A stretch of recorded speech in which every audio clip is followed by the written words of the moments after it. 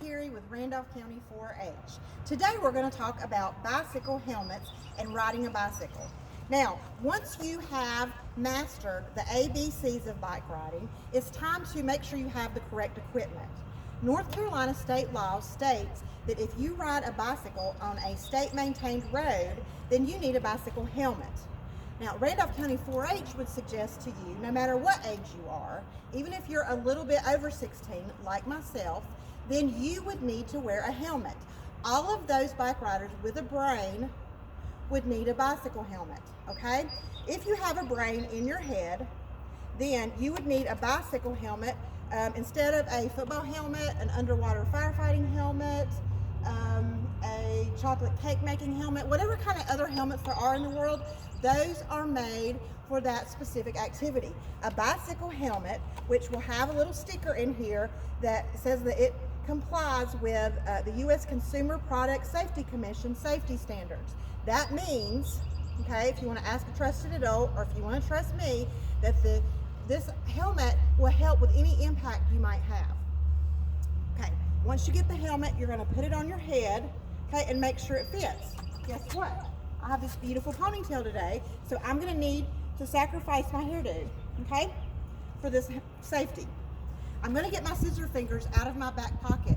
Now, these scissor fingers we used in kindergarten, and we learn all throughout life that everything we learned will become useful again, okay? We learned how to practice, what do you do, cut with scissors? Yes. So now we're going to use these scissors to measure correctly the way our helmet fits. Scissor fingers flat against your eyebrow should be 2 fingers up is where your helmet sits, okay? Scissor fingers under your chin, like you're cutting a steak with your scissor fingers, okay? That's how much room should be between your chin and your chin strap, okay? This all makes sense, right? I want to be able to see what's in front of me and from side to side, and I want the strap to hold on without being too tight, okay? So, once you have your helmet fit to your head properly, then you're ready to ride your bike. Now, the other thing that we want to talk about is your brain and brain safety.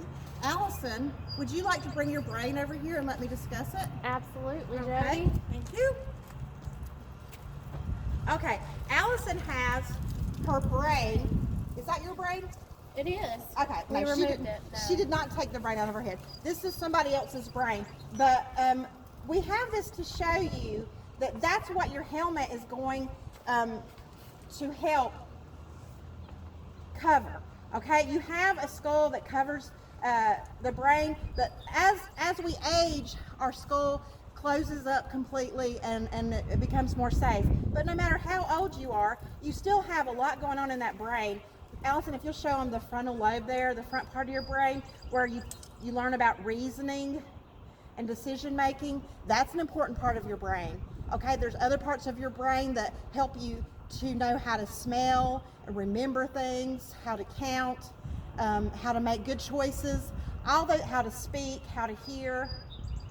All those things are important. So is there any part of your brain, Allison, that you would prefer to be harmed over another part?